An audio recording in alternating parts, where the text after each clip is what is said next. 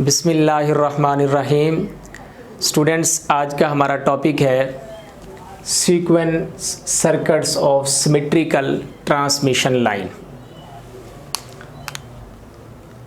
तो इस टॉपिक को डिस्कस करने के लिए हम लेट्स सपोज हमारे पास 3 फेज़ ट्रांसमिशन लाइंस हैं जिसके 3 फेजेस हैं, phase A, phase B and phase C. इस फेज़ के voltage VA, similarly VB and for the C phase voltage is VC। इस फेज़ का करंट जो है वो IA, B फेज़ में current IB and C phase में करंट IC।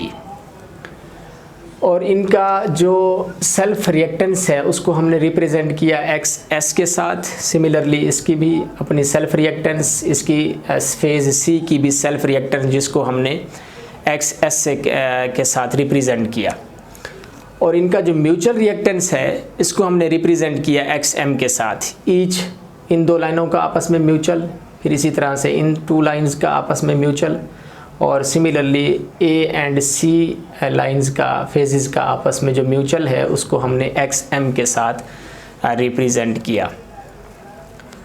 अगर हम इसकी वोल्टेज ड्रॉप इक्वेशन लिखें, इस रिएक्टेंसेस को हमने रिप्रेजेंट किया है ट्रांसमिशन लाइन के अंदर, रेजिस्टेंसेस को हमने इग्नोर किया है। तो हम अगर वोल्टेज ड्रॉप इक्वेशन लिखें V = IZ, जो ड्रॉप इक्वेशन है उसके अकॉर्डिंग, तो ये जो वोल्टेज है A to A', इसको हम इस तरह लिखेंगे VA to VA' which is equal to J, क्योंकि सेल्फ रिएक्टेंसेस हैं, रिएक्टेंस के साथ J ऑपरेटर आप लिखते हैं, तो JIAXS इस फेज़ के लिए, प्लस इस फेज़ में जो करंट B की वजह से जो म्यूचुअल इफ़ेक्ट है फेज़ A के अंदर वो लिखेंगे हम, which is equal to JIB, current B की वजह से फेज़ A में जो म्यूचुअल है, तो IBXM plus JXMIC। Phase C का जो म्यूचुअल है फेज़ A के अंदर IC करंट, तो इसलिए हमने यहाँ पर ये लिखा। तो इक्वेशन 1 हो गई। इग्नोर द रेजिस्टेंस, हमने रेजिस्टेंसेस को इग्नोर किया है। सिमिलरली फेज़ B के लिए जो हमारी इक्वेशन होगी और फेज़ C के लिए जो इक्वेशन होगी वो हम इस तरह से लिख सकते हैं। और फेज़ C के लिए जैसा कि आप यहाँ पर ये देख सकते हैं कि जो आपका फेज़ है जिसकी आप वोल्टेज लिख रहे हैं उस फेज़ के अंदर उस फेज़ करंट की वजह से आपका सेल्फ होगा, और उस फेज़ में बाकी दोनों फेजेस की वजह से जो है उसमें क्या होगा, म्यूचुअल इफ़ेक्ट होगा, जिसको हमने यहाँ पर रिप्रेजेंट किया है JIAXM plus JIBXM plus JICXS। तो ये हमारे पास 3 इक्वेशंस हैं जो कि हमने ट्रांसमिशन 3 फेज़ लाइन के लिए लिखी वोल्टेज ड्रॉप इक्वेशन। तो अगर हम इन्हीं तीनों इक्वेशंस को 1, 2 एंड 3, इन्हीं तीनों इक्वेशंस को अगर हम मैट्रिक्स फॉर्म में लिखें तो कुछ इस तरह से हम लिख सकते हैं कि phase voltages which is equal to this matrix XS, XM, XM, similarly this is the matrix, और उसको हम मल्टीप्लाई कर दें करंट फेज़ करंट्स के साथ IA, IB एंड IC। और इस मैट्रिक्स को अगर हम नाम दे दें मैट्रिक्स B का, तो आगे इक्वेशंस में हम B लिख देंगे अपनी सिंप्लिसिटी के लिए। तो इन इक्वेशंस को मैट्रिक्स फॉर्म में लिखने से हमारे पास रिज़ल्ट आया। अगर हम इसको इन शॉर्ट लिखें तो VABC which is equal to J matrix B and into IABC phase currents. तो अगर हम बोथ साइड से इस इक्वेशन को मैट्रिक्स A से मल्टीप्लाई करें, सिमेट्रिकल मैट्रिक्स से मल्टीप्लाई करें, तो इक्वेशंस को हम इस तरह से राइट कर सकते हैं।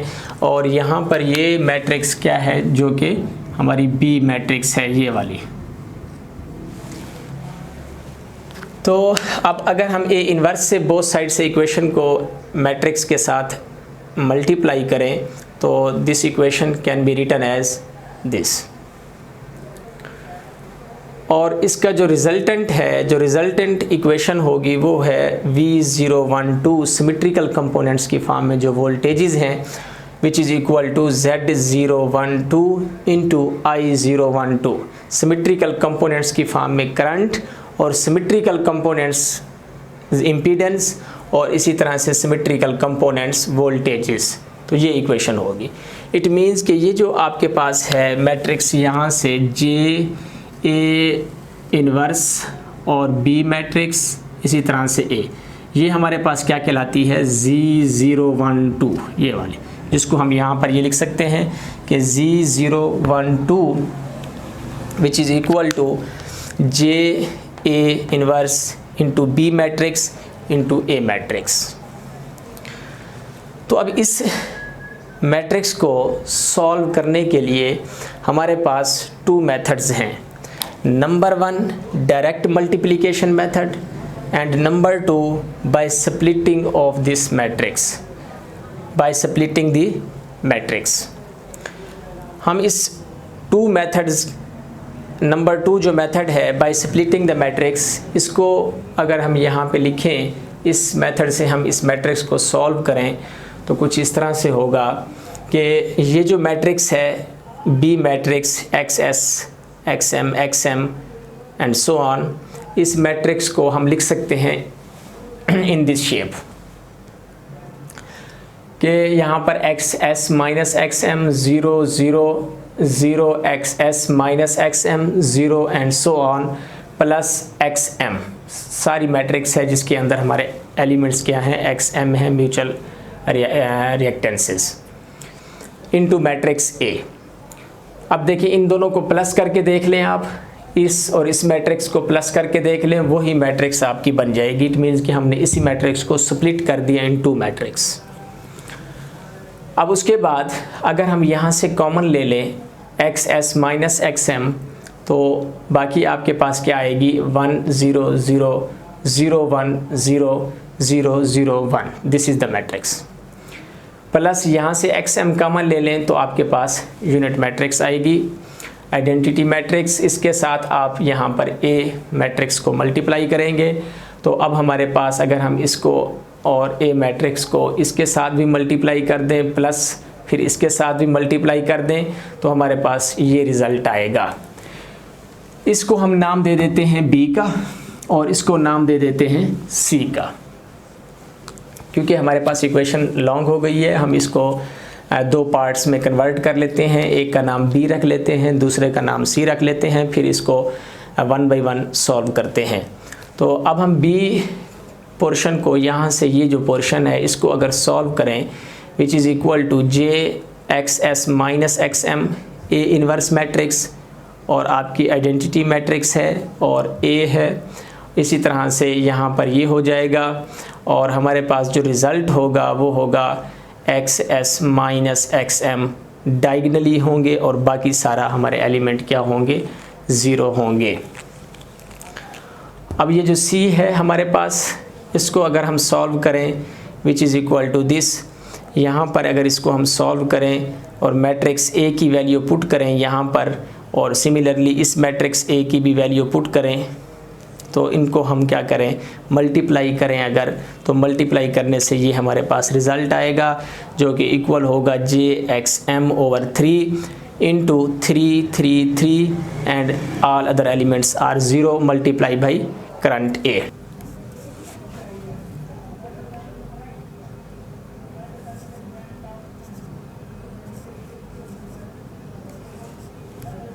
वन वन वन 0 0 0 0 0 और मैट्रिक्स A को यहाँ पर, ये जो मैट्रिक्स A है हमारी, तो इस यहाँ पर इसकी मैट्रिक्स को हम पुट कर दें एक मैट्रिक्स को जो कि हम जानते हैं हमारे पास 1 1 1 1 alpha square alpha 1 alpha and alpha square.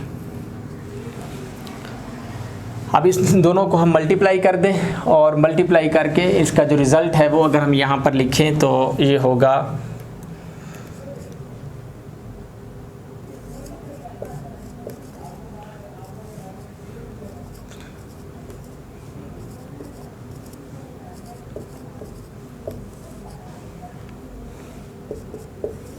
0 JXM 3XM 0 0 0 0 0 0 0 0 all elements are 0। तो इसको हम दे देते हैं इक्वेशन 2 को। अब हमने यहाँ पर सॉल्व कर लिया, बी पोर्शन को सॉल्व किया, उससे हमारे पास इक्वेशन 1, और इसी तरह से सी को सॉल्व करने से हमारे पास इक्वेशन 2। तो यहाँ पर ये देखते हैं कि अगर हम इसको कंबाइन कर दें, यहाँ से हमने देखा था Z012 को, तो इसके अंदर अगर हम कंबाइन कर दें Z012 which is equal to B plus C। अब B का जो रिज़ल्ट है वो हमारे पास क्या है,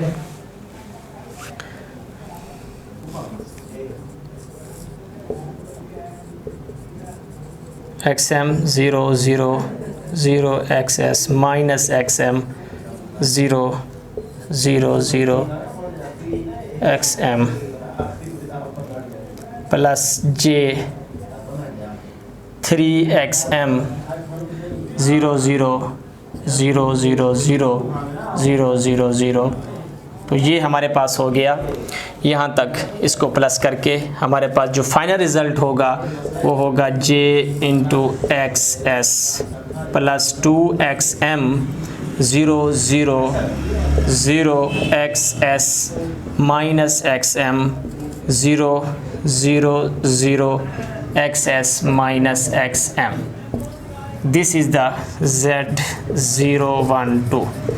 तो ये हमारे पास एक मैट्रिक्स आएगी जिसको हमने डिराइव किया। यहाँ से अब हम लिख सकते हैं Z012 which is equal to JXS plus 2XM, और इसके डायगोनल में है XS minus XM XS minus XM। बाकी सारे एलिमेंट्स हमारे क्या हैं, 0 हैं। तो ये इस इक्वेशन को हमने लिया Z012 को, और इसको सिमिलर स्प्लिटिंग मेथड से हमने सॉल्व किया और हमारे पास रिज़ल्ट आया ये। तो इसको हम लिख सकते हैं मीन्स के Z0 which is equal to XS plus 2XM, Z1 is equal to XS minus XM, and Z2 which is equal to XS minus XM। इसको हम इन सर्किट की फॉर्म में कुछ इस तरह से रिप्रेजेंट कर सकते हैं कि हमारे पास एक सर्किट है, A यहाँ पे लिख लें पॉजिटिव नेगेटिव, IA 0 है, इसी तरह से Z 0 है और A डैश है। यहाँ पर जो वोल्टेज है हमारी VAN है, और यहाँ पर VAN, ये न्यूट्रल है हमारे पास। तो सिमिलरली ज़ीरो सीक्वेंस सर्किट के लिए हमने लिखा यहाँ पर, सिमिलरली पॉजिटिव सीक्वेंस सर्किट के लिए, इसी तरह से नेगेटिव सीक्वेंस सर्किट के लिए हम लिख सकते हैं। तो यहाँ पर ये हुआ हमारे पास प्रूफ हुआ कि Z0 इज़ इक्वल टू किसके इक्वल होगा, XS प्लस 2XM के, और Z1 जो होगा वो होगा XS माइनस XM के, एंड सेम Z2 होगा XS माइनस XM के। तो हम इनको अगर जो हमारे positive negative and zero sequence components के जो सेट्स हैं, इनको अगर हम 3 सेपरेट सर्किट से इन इस इक्वेशंस के अकॉर्डिंग हम रिप्रेजेंट करें, तो हम इस तरह करेंगे ज़ीरो सीक्वेंस सर्किट को कि हमारे पास जो ज़ीरो सीक्वेंस सर्किट होगा ये होगा। इसी तरह से अगर हम पॉजिटिव को बात करें तो उसके लिए भी हम क्या करेंगे, सेपरेट सिस्टम बनाएंगे, और वो भी हमारे पास इस तरह से आ सकता है। इसी तरह से जो थर्ड होगा हमारे पास, वो भी एक सेपरेट हमारे पास सिस्टम, उसको हम रिप्रेजेंट कर सकते हैं। यहाँ पर AN है, यहाँ पे BN और यहाँ पे CN होगा। सिमिलर होगा, एक हमारे पास पॉजिटिव और एक नेगेटिव होगा।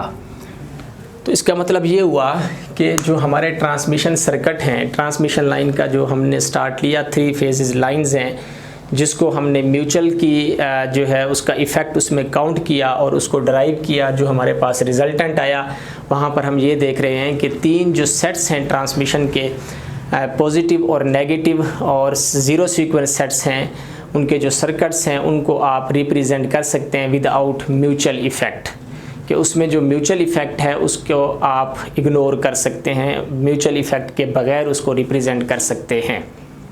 नेक्स्ट एग्जांपल है two ideal voltage sources designated as machine 1 and machine 2 are connected as shown in figure। एक मशीन 1 है और एक मशीन 2 है, इन दोनों को आपस में कनेक्ट किया गया है थ्रू इम्पीडेंस Z, जिसकी वैल्यू गिवन है Z is equal to 0 + j5 ohm. Determine number 1 whether each machine is generating or consuming real power and amount। Number 2 हमने ये डिटरमाइन करना है whether each machine is receiving or supplying reactive power and amount। और third number पे P and Q active power and reactive power absorbed by the impedance, कि ये जो impedance है ये एक्टिव पावर कितनी एब्जॉर्ब करेगी और रिएक्टिव पावर कितनी एब्जॉर्ब करेगी। तो ये 3 क्वेश्चन हमने डिटरमाइन करने हैं। तो इसका सलूशन देख लेते हैं। जैसा कि हम इस जो गिवन हमारे पास फिगर है इसके अकॉर्डिंग हम ये देखें तो करंट को अगर हम लिखें तो करंट की इक्वेशन होती है, हम जानते हैं I is equal to ohm law के according I is equal to V/R या V/G। तो इसी तरह से हम लिख सकते हैं I is equal to E1, यहाँ पर 2 वोल्टेज का डिफरेंस है तो करंट जो हमारा फ्लो करेगा वो वोल्टेज के डिफरेंस की वजह से करेगा। तो I is equal to E1 - E2/G। E1 की वैल्यू हमारे पास गिवन है यहाँ पर, जो कि which is equal to 100 at angle of 0 है, और E2 जो है वो 100 एट एंगल ऑफ 30 वोल्ट है। तो यहाँ पर अगर हम इन दोनों वोल्टेजेस की वैल्यू पुट करें तो हमारे पास ये इक्वेशन बनेगी, जिसको हम सॉल्व करें तो हमारे पास आंसर आएगा 10 एट एंगल ऑफ 195 एम्पेयर। तो अब अगर हम ये देखें द करंट इंटरिंग बॉक्स 1, ये जो बॉक्स 1 है हमारे पास यहाँ पर, इसके अंदर जो करंट इंटरिंग है वो क्या है, नेगेटिव है। मींस क्योंकि यहाँ पर देखिए कि करंट की डायरेक्शन है हमारे पास बॉक्स 2 की तरफ है। अगर हम बॉक्स 1 की तरफ करंट को रिप्रेजेंट करेंगे तो हम लिखेंगे -I।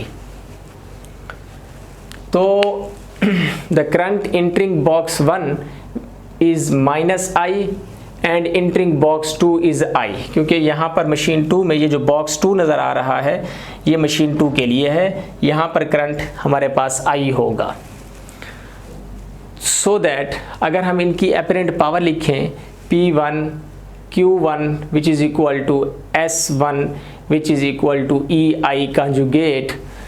तो अब यहाँ पर क्योंकि हम बॉक्स 1 के लिए लिख रहे हैं, ये इक्वेशन 1 इक्वेशन लिख रहे हैं, तो करंट हमने माइनस लिखा, तो E1 इंटू -I, और फार्मूले के अकॉर्डिंग हम लिखेंगे EI कंजुगेट। और यहाँ पर अगर हम इनकी वैल्यूज़ पुट करें तो वैल्यूज़ पुट करने से हमारे पास आंसर आता है 1000 - j268 वोल्ट एम्पेयर, क्योंकि अपरेंट पावर है। तो यहाँ पर हमारे पास जो P है एक्टिव पावर है 1000 है, और जो रिएक्टिव पावर है वो है हमारे पास 268 वार। अब हम मशीन 2 के लिए, बॉक्स 2 के लिए अगर हम अपरेंट पावर निकालें P2 और Q2 को फाइंड करें तो उसके लिए हम लिखेंगे P2 + jQ2 which is equal to S2, and similarly previous equation की तरह E2I कंजुगेट। अब यहाँ पर -I नहीं लिखा क्योंकि बॉक्स 2 की तरफ एक्चुअल आपका according to the given figure आपका करंट फ्लो कर रहा है मशीन बॉक्स 1 से बॉक्स 2 की तरफ। तो यहाँ पर लिखा तो ये हमारे पास जो आंसर आया -1000 - j268, मीन्स कि इसके अंदर जो हमारे पास एक्टिव पावर है वो -1000 है, और जो रिएक्टिव पावर है वो है -268। तो number 3, reactive power is absorbed by the impedance. जो रिएक्टिव पावर है एब्जॉर्ब्ड बाय द इम्पीडेंस वो होगी I² into X reactance. I magnitude लिए हमने उसकी, तो I हमारे पास क्या है, आई की जो वैल्यू है वो उसका मैग्नीट्यूड 10 है, तो 10 का स्क्वायर लिखा आई स्क्वायर इंटू एक्स, तो x की वैल्यू हमारे पास गिवन है यहाँ पर जो कि 5 है, तो यहाँ पर हमने 5 लिखा। तो जो reactive power absorbed by the impedance है वो हमारे पास 536 वार है। तो अब अगर हमने 3 चीज़ें डिटरमाइन कर ली। नंबर ए पे हमें ये पूछा गया कि each machine are generating or consuming, ये बताएं, और रियल पावर कितनी है और उसकी अमाउंट कितनी है। बी नंबर पे हमने रिएक्टिव पावर बतानी है और साथ ये भी बताना है कि ये मशीन आपकी कंज्यूम कर रही है या जनरेट कर रही है। तो ये दोनों स्टेप्स पे हमने इसकी अमाउंट को फाइंड कर लिया कि एक्टिव पावर और रिएक्टिव पावर कितनी होगी। नंबर 2 यहाँ पर भी बॉक्स 2 के लिए, मशीन 2 के लिए एक्टिव पावर और रिएक्टिव पावर कितनी होगी ये हमने फाइंड कर ली। और थर्ड नंबर पे यहाँ पे उसने कहा था कि सी स्टेप के अंदर कि पी और क्यू को जो है वैल्यू बताएं, इम्पीडेंस जो एब्जॉर्ब करेगी, एक्टिव पावर भी बताएं और रिएक्टिव पावर भी बताएं। तो यहाँ पर मैंने सिर्फ और सिर्फ reactive power absorb by the impedance लिखी है। अभी हम डिस्कस करते हैं जो एक्टिव पावर है एब्जॉर्ब बाय द इम्पीडेंस वो क्या होगी, लास्ट में उसको डिस्कस करते हैं। तो पहले स्टेप पे हमने अमाउंट फाइंड कर ली। अब हमने ये बताना है कि ये मशीन्स एब्जॉर्ब कर रही हैं या पावर को जनरेट कर रही हैं। तो फिगर को अगर हम गौर करके देखें तो गिवन फिगर के अकॉर्डिंग हमें ऐसा लग रहा है कि ये जो मशीन 1 है, बॉक्स 1 है, यहाँ से करंट आपका फ्लो कर रहा है मशीन 2 की तरफ। यहाँ से ऐसा लग रहा है कि ये जो बॉक्स 1 वाली मशीन है ये जनरेटर है और बॉक्स 2 की जो मशीन है, मशीन 2 है जो, वो आपका क्या है, मोटर है, क्योंकि करंट का जो फ्लो है वो फ्रॉम मशीन 1 टू मशीन 2 की तरफ है। तो ऐसा हमें एक्सपेक्ट कर रहे हैं हम कि जो मशीन 1 है वो जनरेटर है, जनरेटर के तौर पर एक्ट कर रही है, और जो मशीन 2 है वो मोटर के तौर पर एक्ट कर रही है, वो एब्जॉर्ब कर रही है करंट को। लेकिन एक्चुअल क्या है, हमने ये देखा इस इक्वेशंस के अंदर कि मशीन 1 में be expected to be a generator because of the current direction, जहाँ से हमें लग रहा है। लेकिन हाउएवर P1 इज़ पॉजिटिव, हमने यहाँ पर देखा इस 1 वाले के अंदर P जो है हमारी पॉजिटिव है और Q क्या है, नेगेटिव है यहाँ पर। तो P is positive and Q is negative. The machine consumes energy at a rate of 1000 watt and supplies reactive power of 260 वाट। क्योंकि P पॉजिटिव है, Q नेगेटिव है, तो यहाँ से हमें ये पता लगा कि मशीन क्या कर रही है, कंज्यूम कर रही है एनर्जी। तो ये हम ये कह सकते हैं this machine is actually motor.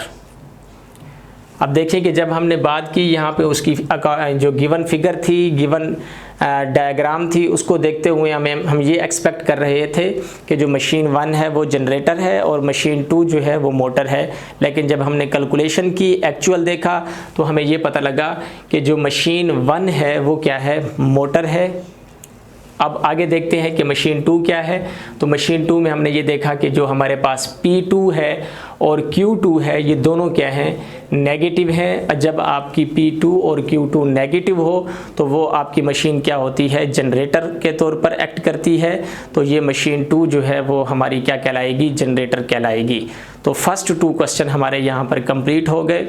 अब थर्ड पे ये था कि हमने एक्टिव पावर P और reactive power Q absorbed by the impedance which is जो कि दोनों मशीन्स के दरमियान कनेक्टेड है, वो कितनी P और Q एब्जॉर्ब करती है। तो हमने Q को यहाँ पर फाइंड कर लिया, रिएक्टिव पावर को, उसका फार्मूला है I²X के साथ।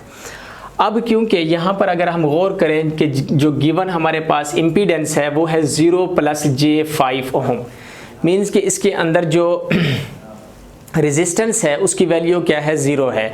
तो इम्पीडेंस क्या है हमारी, प्योरली रिएक्टिव इम्पीडेंस है। मीन्स कि प्योरली रिएक्टिव इम्पीडेंस की वजह से हम ये कहेंगे कि जो पावर, एक्टिव पावर एब्जॉर्ब्ड है वो इस सिस्टम में नहीं होगी, क्योंकि R 0 है। ठीक है, तो इसलिए मैंने यहाँ पर लिखा since the impedance is purely reactive hence no active power P no active power consumed by the impedance and all the watts generated by machine 2 are transferred to the machine 1.